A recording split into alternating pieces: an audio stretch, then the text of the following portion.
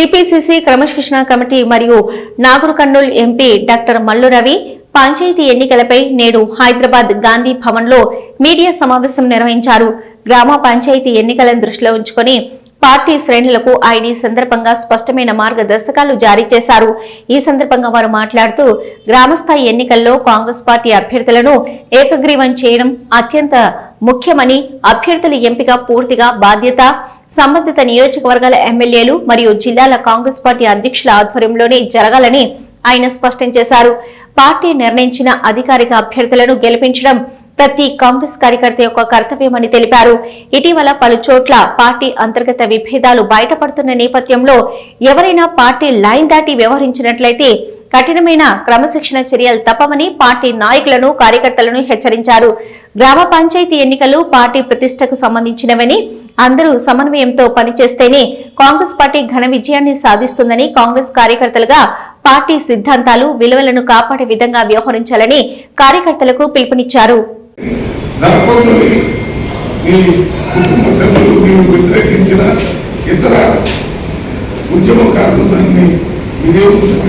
చేసిన సంగతి ప్రజలు మర్చిపోరు. అందువల్ల మీరు ఏం చేసినా ప్రజలు నమ్మే పరిస్థితుల్లో లేరు. పూర్తిగా 10 సంవత్సరాల్లో మీకు కైమిక్స్ చూశారు. మీరేమన్నా చేస్తారు?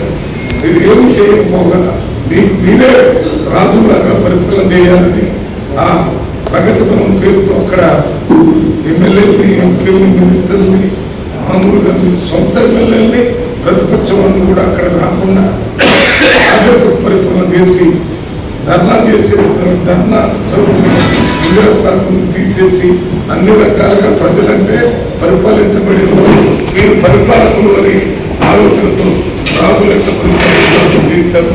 అది పూర్తిగా ప్రజలు గమనించే 2023 ఎన్నికల్లో మిమ్మల్ని బెదిరించి కాంగ్రెస్ పార్టీ అధికారంలో తెచ్చారు. నెక్స్ట్ జరిగినటువంటి పార్లమెంట్ ఎన్నికల్లో ఒక్క సీట్ కూడా రాకుండా 7 సీట్లలో బీఆర్ఎస్ పార్టీకి డిపాజిట్ కూడా లేకుండా వాడుకుంటారు. ఇప్పుడు కూడా రేపు వచ్చేటువంటి పంచాయతీ ఎన్నికల్లో మీ పార్టీ తరఫున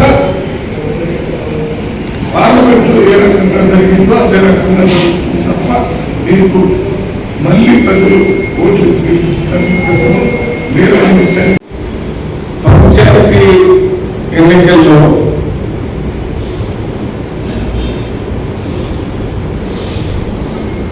కాంగ్రెస్ పార్టీ తరఫున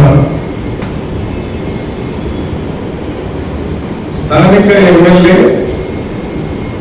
కాంగ్రెస్ పార్టీ ఒకవేళ ఎమ్మెల్యే లేని దగ్గర కంటెక్ట్ చేసిన ఎమ్మెల్యే కాంగ్రెస్ పార్టీ డిస్ట్రిక్ట్ ప్రెసిడెంట్లు అందరూ సమన్వయంతో సర్పంచ్ క్యాండిడేట్స్ ఒక్కళ్ళే నిలబడే విధంగా ఏర్పాటు చేయటం, ఆ రకంగా మాట్లాడేటప్పుడు కాంగ్రెస్ పార్టీలోనే ఉండి కాంగ్రెస్ పార్టీ ఆ గ్రామ ప్రజలు చెప్పిన మాట వినకుండా మరి పార్టీ ఆలోచన విధానానికి వ్యతిరేకంగా చేయటం, ఆ రకంగా చేయటం వల్ల భవిష్యత్తులో క్రమశిక్షణ చర్యలు కూడా కాంగ్రెస్ పార్టీ తీసుకునేటటువంటి అవకాశం ఉందనే విషయాన్ని అందరూ గమనించాలని తెలియజేస్తున్నారు. Congress party liberal democratic party పోటీ చేసేంత వరకు చేయాలని కోరుకునే వాళ్ళందరితో చర్చలు చేసి అందరూ ఏకగ్రీవంగా ఒక క్యాండిడేట్ ని నిలబెట్టేటటువంటి కార్యక్రమం కాంగ్రెస్ పార్టీ చేసేటువంటి అవకాశం ఉంది. అది చేయాలని కోరుతుంది. ఇవాళ పంచాయతీ ఎన్నికలు పెట్టడానికి ముఖ్యమైన కారణం హైకోర్టు ఎన్నికల డిసెంబర్లో పెట్టాలని జడ్జిమెంట్ ఇచ్చింది. అది కాకుండా కేంద్ర ప్రభుత్వం తెలంగాణ రాష్ట్రానికి రావాల్సినటువంటి గ్రామీణ అభివృద్ధి నిధులు రూరల్ డెవలప్మెంట్ మినిస్టర్ నుంచి రావాల్సిన 3,500 కోట్ల రూపాయలని ఇవ్వకుండా ఆఫ్ చేశారు. ఎందుకు ఆఫ్ చేశారని మేము పార్లమెంట్ సభ్యులు అందరూ పోయి అడిగితే